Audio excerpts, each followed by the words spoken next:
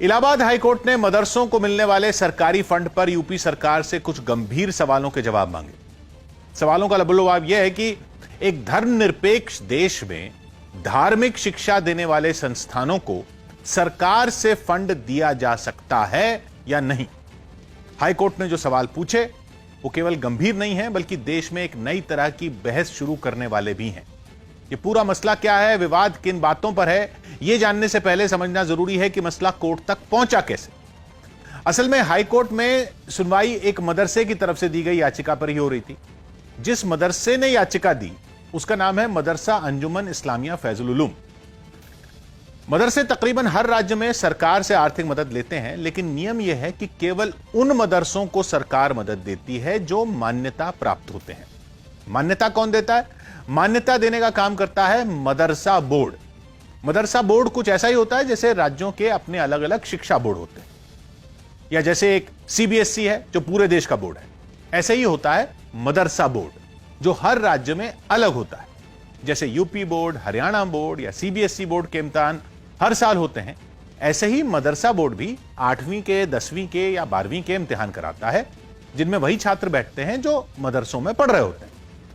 UP के मदरसा board से मान्यता प्राप्त मदरसा है मदरसा अंजुमन इस्लामिया फैजुल उलूम। इस मदरसे ने अदालत के सामने एक याचिका दी और यह कहा कि सरकार हमें और टीचर रखने की इजाजत नहीं दे रही। मतलब उनका कहना यह था कि मदरसे में आने वाले बच्चों की गिनती बढ़ गई है, पढ़ाने वाले मौलवी यानी टीचर कम पढ़ने लगे हैं, इसलिए उनके कुछ पद बढ़ाने चाहिए और नई भर्तियां करनी चाहिए। सरकार को मदरसे की तरफ से इसका प्रस्ताव भेजा गया, लेकिन सरकार ने मंजूरी नहीं दी। इसीलिए मदरसे ने खटखटाया हाई कोर्ट का दरवाजा और मांग यह रख दी कि सरकार नई भर्तियों की इजाजत दे। अब इसमें सरकार की मंजूरी का मतलब यह है कि रखने को तो मदरसा चलाने वाले जितने मर्जी टीचर खुद रखें, लेकिन उनकी तनख्वाहें तो सरकार की जेब से जाती हैं। सरकार ही मान्यता प्राप्त मदरसों में मौलवियों की तनख्वाह देती है। अब सरकार अगर मौलवियों की गिनती बढ़ाने के प्रस्ताव को मंजूरी नहीं दे रही तो मतलब यह है कि अगर नए मौलवी रख भी लिए जाते हैं तो उनकी तनख्वाह सरकार नहीं देगी। मदरसों में पढ़ाने वाले ये मौलवी भी सरकारी मुलाजिम ही होते हैं, जैसे बाकी सरकारी स्कूलों में टीचर होते हैं, उनकी तनख्वाहें सरकार देती है। उसी तरह ये मौलवी भी सरकारी मुलाजिम ही होते हैं।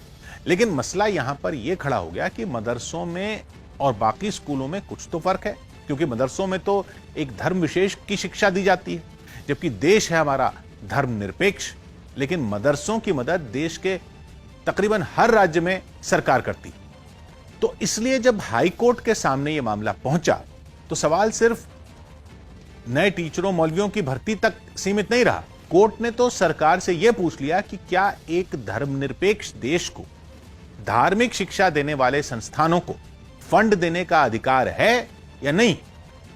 हाईकोर्ट ने चिंता यह जताई कि कहीं मदरसों की मदद करते हुए सरकारें उन मौलिक अधिकारों का हनन तो नहीं कर रही हैं जो इस देश का संविधान देश के हर नागरिक को देता है।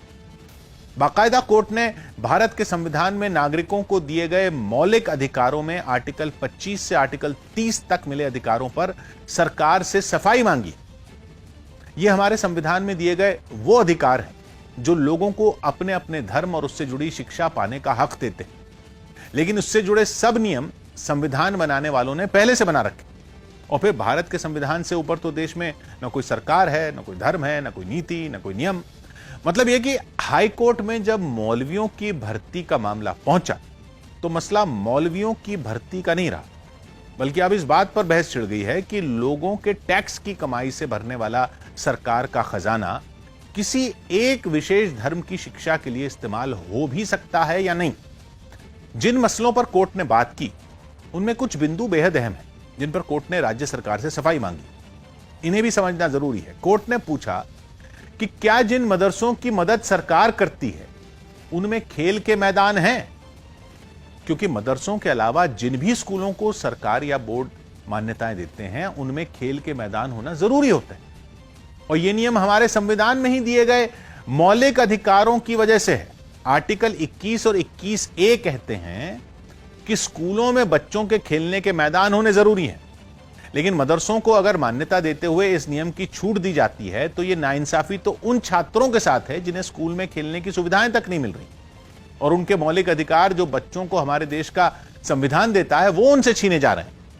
इसके अलावा मदरसों का पाठ्यक्रम क्या है, मान्यता देते हुए क्या शर्तें रखी जाती, इन सब बातों की जानकारी भी हाईकोर्ट ने राज्य सरकार से पूछी। दूसरा मसला यह है कि क्या मदरसों में केवल लड़कों को पढ़ाया जाता है, मतलब क्या लड़कियों को नहीं पढ़ाया जाता, और अगर ऐसा है तो क्या राज्य की शिक्षा नीति ऐसा करने की इजाजत देती है। हालांकि कई जगहों पर लड़के और लड़कियों के अलग अलग मदरसे भी चलाए जाते हैं, बाकी इस पर जानकारी वाला जवाब तो राज्य सरकार को देना है। लेकिन अहम मसला भारतीय संविधान में दिए गए मौलिक अधिकारों का ही है। राज्य सरकार को हाई कोर्ट के सामने यह बताना है कि मदरसों को अगर राज्य सरकारें फंड देती हैं तो कहीं वो मौलिक अधिकारों का हनन तो नहीं है। हाईकोर्ट ने आर्टिकल 25 से लेकर आर्टिकल 30 तक का जिक्र किया है और इन पर सरकार से सवाल पूछा। तो समझना जरूरी है कि आर्टिकल आखिर कहते क्या हैं जिनके जरिए मिले अधिकारों के छीनने का खतरा पैदा हो रहा है। पहला आर्टिकल 25 जो हर धर्म के प्रचार और उससे जुड़ी शिक्षा का अधिकार देता है। दूसरा आर्टिकल 26 अपने धर्म से जुड़े कामकाज करने की पूरी आजादी देता है। तीसरा आर्टिकल 27 जो सबसे अहम है, इसे सुनना ही नहीं समझना भी पड़ेगा। यह आर्टिकल कहता है कि किसी भी व्यक्ति को किसी धर्म विशेष के प्रचार पर खर्चा करने के लिए सरकार टैक्स देने के लिए मजबूर नहीं कर सकती। मतलब यह है कि सरकार चाहे केंद्र की हो या राज्य की, वो हमारे आपके टैक्स के पैसे से ही चलती है, और अगर हम लोगों के टैक्स का पैसा किसी धर्म विशेष के प्रचार के लिए खर्च होगा तो हमारी मर्जी से ही होगा। जो टैक्स देता है उसकी मर्जी से ही होगा, यह कहता है आर्टिकल 27। और फिर सरकार के पास तो जो भी पैसा है वो लोगों के टैक्स का है, और टैक्स लेने से पहले तो किसी से यह पूछा नहीं जाता कि वो पैसा किस धार्मिक पढ़ाई करने वाली संस्था को दिया जाए या नहीं।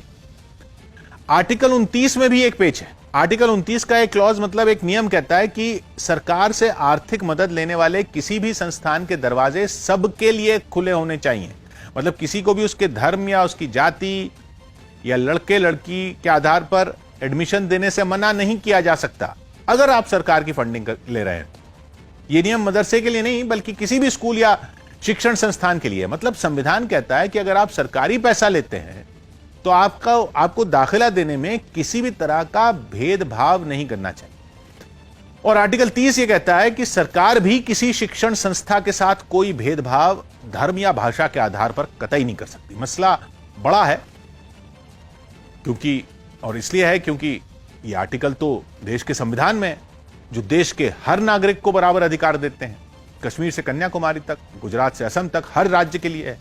अब अगर इलाहाबाद हाई कोर्ट ने सरकारी फंड के इस्तेमाल पर कोई चिंता जताई है तो यह बहस तो पूरे देश में छिड़ेगी। हर राज्य में सोचा जाने लगेगा कि संविधान इस मसले पर क्या कहता है।